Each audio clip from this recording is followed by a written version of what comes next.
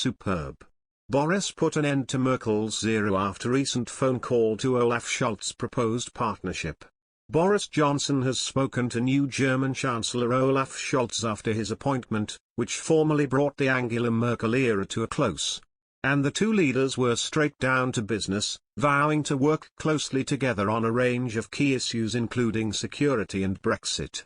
Mr. Scholz, 63, leader of Germany's centre-left SPD party, was formally sworn in on December 8. A Number 10 spokesman said, "The Prime Minister spoke to German Chancellor Olaf Scholz this evening to congratulate him on his appointment." The Prime Minister and Chancellor Scholz underlined the fundamental value of the UK-Germany relationship, which is driven by our country's shared global outlook. The spokesman added, they agreed on the importance of the partnership in areas including foreign policy, climate change and trade.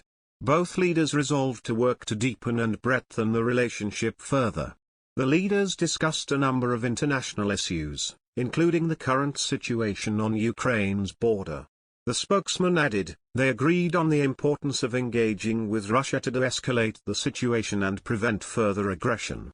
They also updated one another on the latest developments relating to the emergence of the Omicron variant in their respective countries. The Prime Minister and Chancellor Scholz welcomed the opportunity Germany's presidency of the G7 in 2022 presents for building on the progress made under the UK's presidency this year. He said, the Prime Minister stressed the importance he places on resolving the very real issues caused by the implementation of the Northern Ireland Protocol. Both leaders agreed it was important to address this issue as soon as possible. The leaders looked forward to meeting again in person at the earliest opportunity. On Tuesday, Mr. Scholz expressed his concern about the buildup of Russian troops at the border with Ukraine in a phone call with Russian President Vladimir Putin, a German government spokesman said. The spokesman explained, the German Chancellor expressed his concern about the situation and spoke about the urgent need for de-escalation. With Mrs. Merkel stepping down after 16 years at the helm, the task facing Mr. Scholz is considerable, especially given the precarious state of Germany's economy. Joachim Lang, General Manager of the Federation of German Industries, BDI, last month warned supply bottlenecks were severely hampering industrial production, which is now likely to grow by just 4% in 2021, half what had previously been anticipated. Former German MEP Hans-Olaf Henkel, himself a former BDI president, said, compared with the 10-year average, Germany lacks more than 10%, far more than the industrial production of the rest of the world and the rest of the EU. The outlook for next year isn't too good either. While there is growth predicted, it will be less if not much less than as compared to the rest of the world.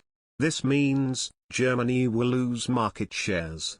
In reference to the so-called traffic light coalition led by Mr. Scholz, he added, unfortunately, the anticipated new government, Social Democrats, Greens and Liberals, cannot be regarded as a business-friendly one. While the Liberals, FDP, are likely to block the worst, as the smallest of the three coalition partners, they are too weak to avoid even higher energy cost, higher minimum wages. Germany has already one of the highest in the world, new environmental bureaucracy and, above all, new social benefits. Chancellor Merkel and Health Minister Spahn are responsible for both, a remarkably quick and successful response to the corona crisis at the beginning, but also for the mess today caused by their complacency. In other news, Germany will limit private gatherings to 10 people from December 28, clubs and discos will close, and major sporting events will be held in empty stadiums. Scholz and governors of Germany's 16 federal states agreed. The restrictions followed a warning from the government's new COVID-19 Advisory Council on Sunday that a relevant part of the population would be simultaneously ill and/or in quarantine, should the spread of Omicron in Germany continue. Such a scenario would put an extreme strain on the healthcare system and the entire critical infrastructure of the country. Weighing in on Tuesday, the World Health Organization's Regional Director for Europe, Hans Kluge, said, governments and authorities need to prepare our response systems for a significant surge. It was vital to get booster shots into arms after laboratory studies found that Omicron can evade the immune protection gained through a standard vaccination course or prior infection. If you are unvaccinated, get the jab. If you have had COVID-19 in the past, get the jab. If you are due a booster, get the jab, Kludge said in Vienna. Get the jab,